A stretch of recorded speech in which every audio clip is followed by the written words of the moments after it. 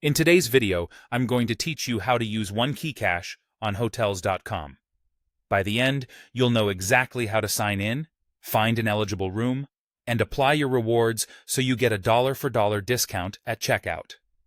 First, make sure you're signed in to the correct Hotels.com account, the same one where your Onekeycash balance lives.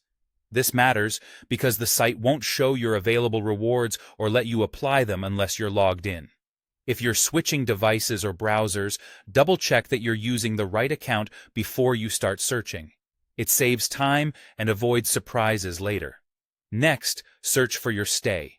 Enter your destination, travel dates, and the number of guests, then run the search. As you browse, remember that Onekeycash typically applies to listings that support the program, and for reservations, you fully prepay online. If you want to avoid disappointment at checkout, keep an eye out for options that clearly say you can pay now. When you pick a property, select a room or rate that is a pay now, full prepay option. This is key. Onekeycash often can't be used on pay at property or pay later reservations, even if the hotel allows those. If a room has multiple rate types, choose the prepay version to keep your rewards eligible.